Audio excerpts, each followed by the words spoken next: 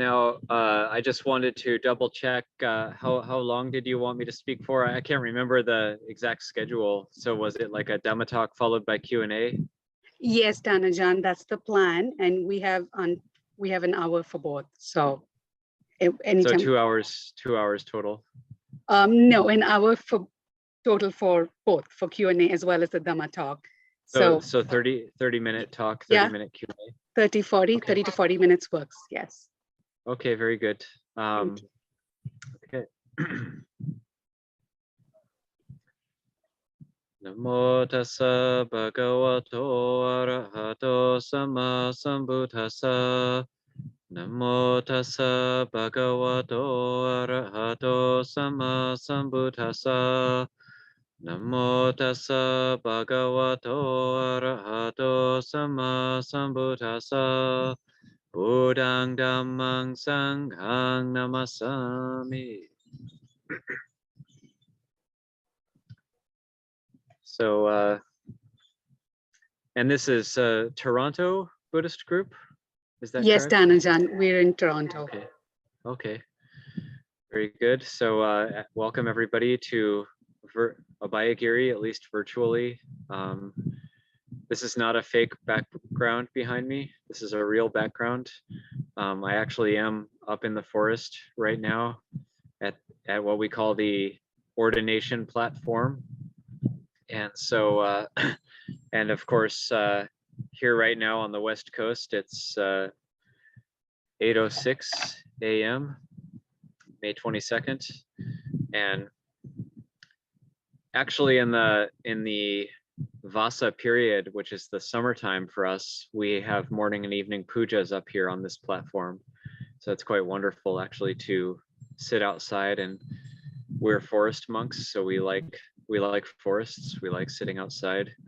And right now the wind is blowing a little bit. It's quite pleasant. There's a lot of birds here. I don't know if you can hear any of the birds singing, but there's from time to time there's some birds singing, and it's quite a wonderful area up here in the hill. It's very, very quiet, and yeah, perfect weather, absolutely perfect weather right now, perfect conditions for meditation, for practice. And so the theme I was going to talk about a little bit, and after the talk, you all will get the opportunity to ask questions about it or about anything else if you like. The theme is going to be desire, and this is, those of you who are familiar with the Four Noble Truths, the second of the Four Noble Truths is that desire, or tanha, is the cause of suffering, is the cause of all suffering. There's three types of desire that cause all suffering, and that's bhava tanha, that's kama tanha, bhava tanha, and vibhava tanha. And those three types of desire, the Buddha is declaring, they cause all dukkha, they cause all suffering. And so tanha, I think there's so much that can be said about this, and teachings that can be practically applied for anybody, whether you're a layperson or a monastic, whether you're ordained or not. The teachings on tanha are very applicable. These are to be applied to our own experience. And when I think of tanha, or craving, and I specifically think of it craving that causes suffering, because there is another type of craving called chanda, which can either be wholesome or unwholesome. But when the Buddha talks about tanha, he's specifically talking about the cause of suffering. But there is another type of thing we call desire, which is chanda. And chanda is more like, you can have Dhamma chanda, you can have desire for the spiritual, and this is a necessary prerequisite for practice. You have to have chanda, but tanha, you don't have to have that. And that's what we're addressing.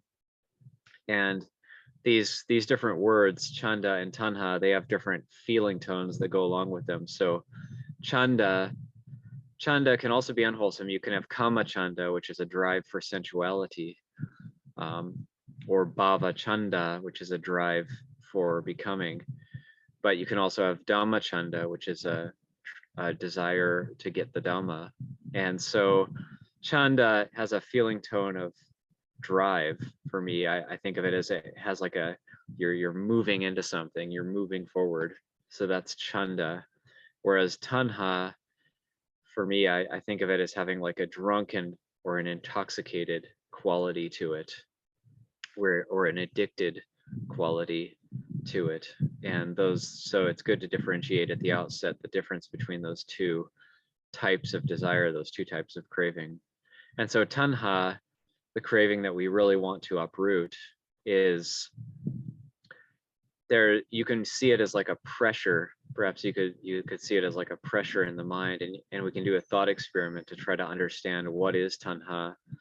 Tanha, think of something like we might want to get something, and I can think of a lot of things, practically speaking, about myself. Say because my father was a wood sculptor and I have some skills with woodworking, I can develop craving toward, say, wanting tools for woodworking. Say I want a certain Japanese chisel or a certain tool, and as a monk, I can't use money, but I think, oh, I might like to get offered something like this. And I believe Lungpo Viradamo has the same thing come up for him sometimes.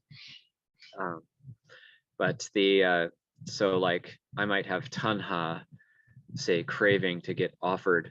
I want to get offered something, and as monks, we have right livelihood, so we're not supposed to hint. We're not supposed to give gifts with a hope that a better gift gets given back. And even giving teachings like this, we're not supposed to hope for offerings or hint that offerings be given in a certain way. This is considered wrong livelihood for bhikkhus. But because of my tanha, I might find ways of hinting subtly or not so subtly that I want a certain thing. So there's this pressure.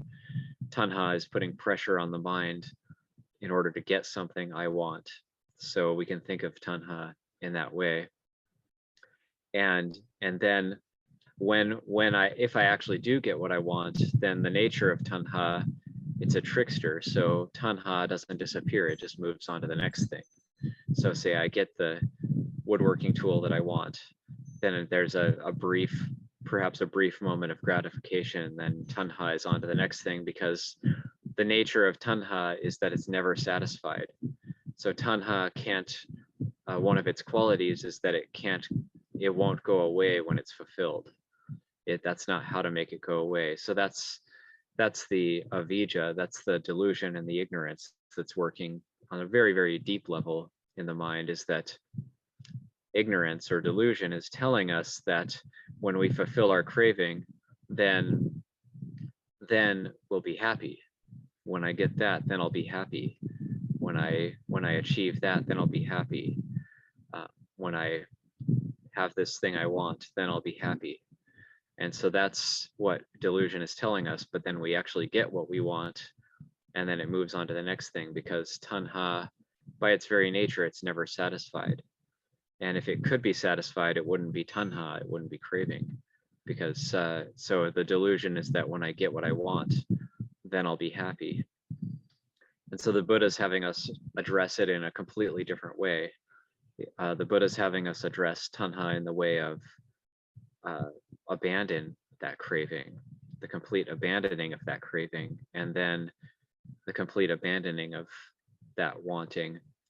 And then actually, that's the real abandoning of suffering. So this is very, very important. This is a vital point of practice, and it's also very subtle and hard to see. And so it's good to be very, very forgiving with ourselves if we aren't able to abandon craving, because this is what we're talking about with Buddhist practice and with craving. These are the very hardest things to give up, because this is the engine which drives samsara. These are the very roots of existence. If we can truly uproot kama tanha, bhava tanha, vibhava tanha, then we have the Dhamma, we see the Dhamma. And so to be very, very forgiving, take it slow, one step at a time, being very, very patient, forgiving with ourselves, not getting too heavy-hearted about it. Vibhava tanha, if we feel like, oh, it's not working out, we want to blot everything out, we don't want to exist. So that's another type of tanha, which we think by maybe not existing, by blotting things out, by numbing everything, then I'll be happy. So that's vibhava tanha.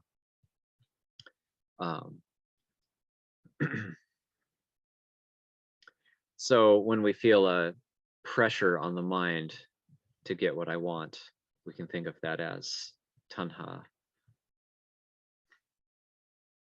And this has been very helpful for me as being in a leadership position or being a abbot.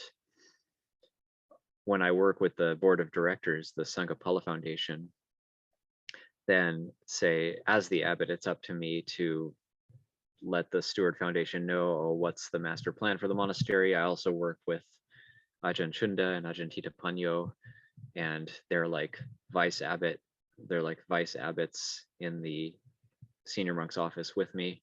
We all work together to have like a shared vision of the monastery. So I might want something. Sometimes I see that tanha comes up. I want something to go a certain way in the monastery. And then the board of directors might say, oh, well, we don't have enough money to do that right now. Or somebody might question it. Are you sure we need to go in that direction? And then there's that pressure on the mind. And so especially if we're in positions, and you can apply this maybe to your work or to your job, or if you're in some sort of management position, you might want something to go a certain way. And then others have a different opinion. And sometimes people might say, oh yeah, it's a great idea, just go along with it. But then sometimes, oh, there's a different opinion.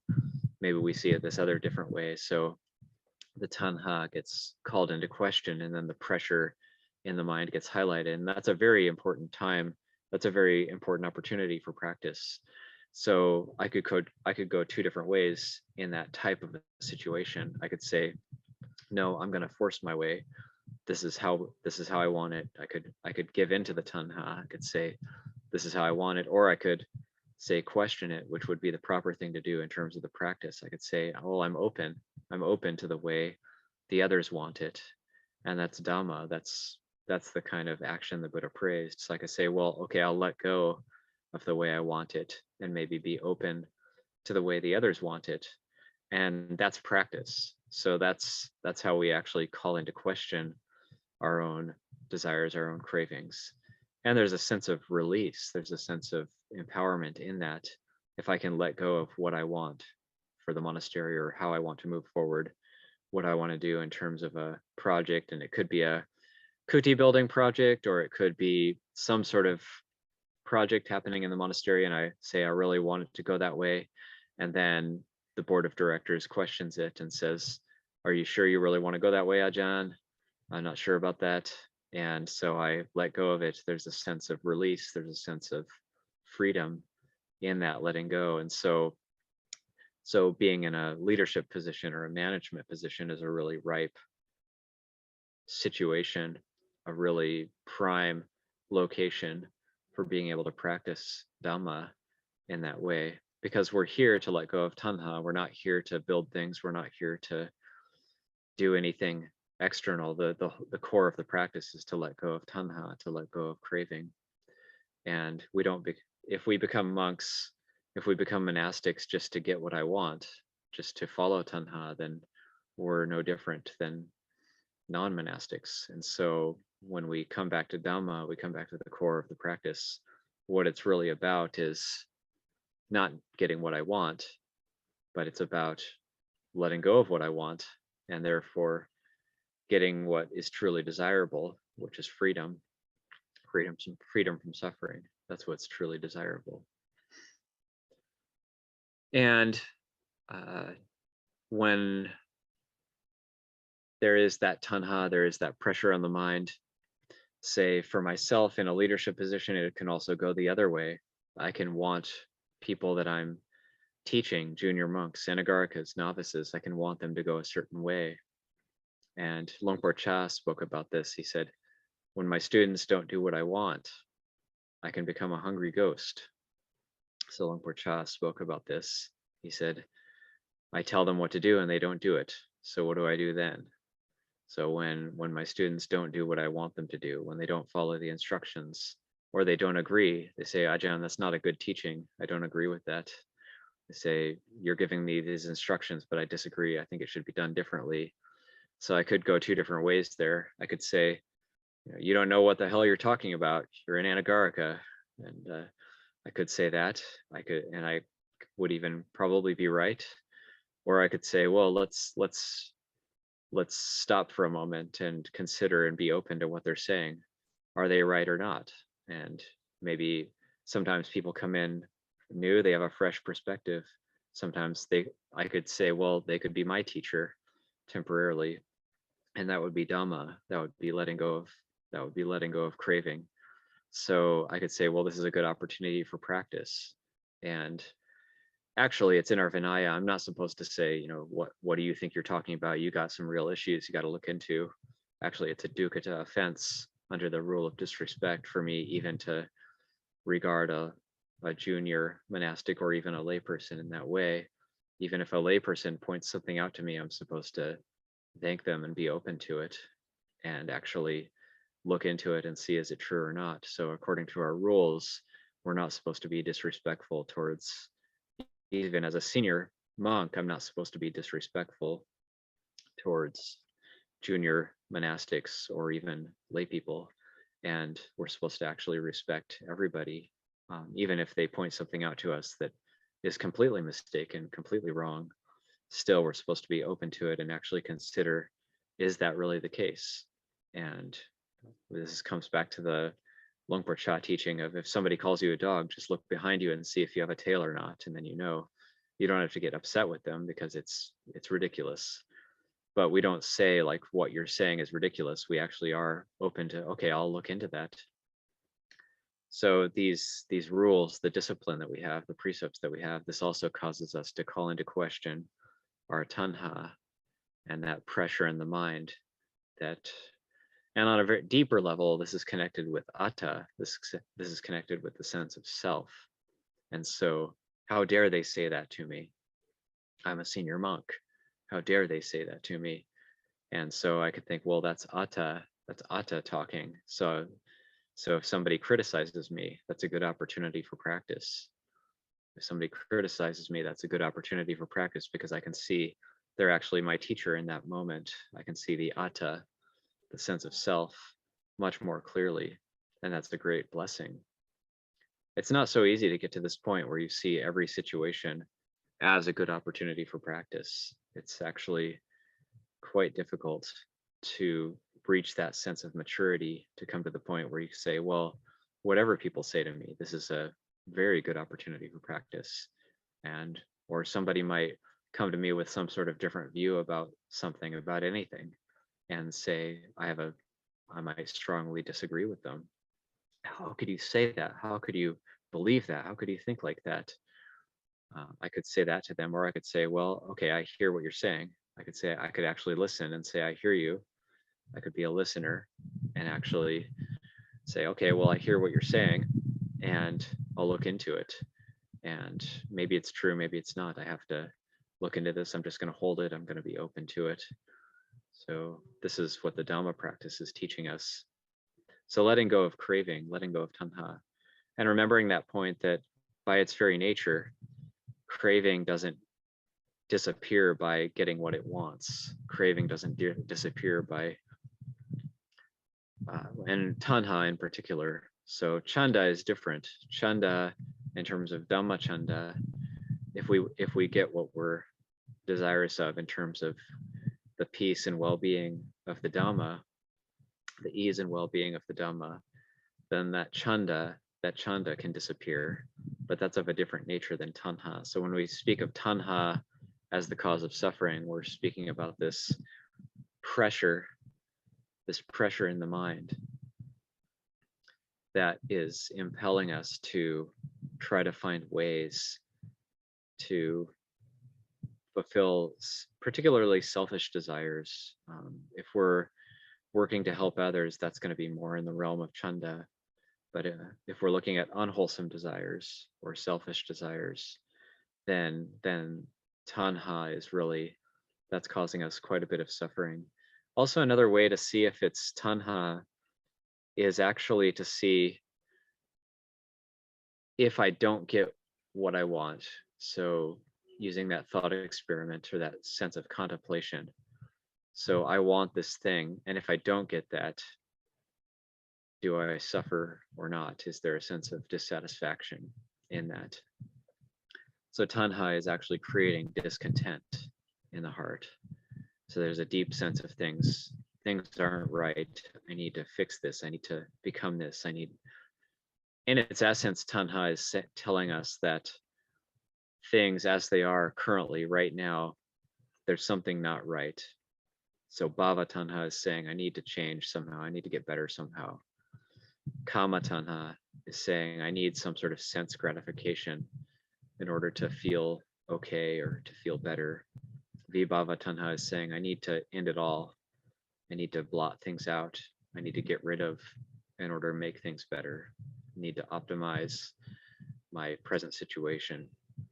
So if we radically come back into the present moment, this harkens back to Luangpo Sumedho's teachings, for those of you who are familiar with Luangpo Sumedho, then it's just the way it is right now. Things are like this right now. This is the present situation. So in the moment, can we actually just drop tanha, all those three types of tanha, the kama tanha, bhava tanha, vibhava tanha. So the Buddha is talking about this radical dropping of it in the present moment. Can we just drop those things? And sometimes we can convince ourselves, let's drop these things at least for the course of a meditation period. We can actually drop these things and develop a sense of ease and well-being in the present. That's when the path starts to open up to us. Start to see, oh yeah, what an incredible relief to just drop everything, drop those cravings in the present. And this doesn't mean to say we don't look after ourselves, or we don't move in a certain direction, or we don't just quit our jobs and walk away. We don't just do that. If we're going to become monastics, we do that, of course. But as people in the world who have to survive, who have to do something, and actually as monastics as well, we still need to have our ways of being in the monastery, our daily routines. We need to look after things. We need to look after our bodies. We have these things that we do to survive, to live. So it doesn't mean to say we just stop everything. We actually have to have some sort of chanda, some sort of desire to move forward. We have to be putting forth effort into the practice and reflect on these things. We put effort into helping out. We put effort into organizing day-long retreats like this one. We put effort into these things, and that's chanda. That comes from chanda. We want to move forward in a certain way. If we don't have any desire to move forward at all, then we don't really do anything. But then that's vibhava tanha creeping in. So it's a very subtle balance with this whole practice. And the Buddha did class his own teaching as viryovada, which is a way of effort, way of energy. And so effort is what's called for. We do have to put effort in the practice. We do actually have to sit on a meditation cushion and do the practice. We do actually have to develop mindfulness, or even contemplate what is mindfulness. Mindfulness is the reminder to ourselves. I like to think of it these days as remindfulness. So it's a reminder to ourselves to be aware. Awareness is the sampajanya. Mindfulness is sati. So we say sati sampajanya. The sati, or the establishing of sati, is just a simple thought, a reminder to ourselves of what we're supposed to be doing at any given time. A reminder to ourselves to be aware of how things are here and now. And then sampajanya is the awareness itself, or the well-rounded awareness, timely awareness. So those two things go together, sati sampajanya. And sometimes we hear the phrase sati panya. Sati panya is the reminder to be aware, and then panya is the discernment of what to do or how to be aware, depending on the situation, depending on what we're doing. If it's time to do sitting or walking meditation, sati panya will say, okay, now it's time to do this particular activity. Or if it's time to look after the kids, sati panya will say, okay, the kids are the meditation object. We focus on that. Or if it's time to do some sort of work, sati panya will say, okay, now we put our heart into the work that we're doing. So we're not trying to look at our breath when we're looking after the kids, or look at our breath when we're doing our work. But we're focusing wholeheartedly on whatever we're doing in the present. And in that we develop joy and a sense of purpose. Also, whenever giving a teaching, I like to put in a plug for keeping the precepts as well, because the precepts provide a container. The 5 precepts provide a container for practice, so we don't engage in activities which cause us to develop the inability to develop mindfulness. So we actually do need these precepts, and we do need to meditate and get into that formal meditation posture of sitting or walking meditation on a regular basis. Then we can be developing satipanya, sati sampajanya, and looking into this. What is this tanha? How is it causing suffering? So these are some spiritual qualities that can be developed based on the teachings we've heard, based on a consideration of our own situation. These are spiritual qualities that can be developed. So those are just a few thoughts that come to mind in terms of the theme of desire as the cause of suffering. And I'll end the talk there. That's been about 30 minutes. Thank you, Ajahn Ñāṇiko. I would like to acknowledge the teaching before opening it up for some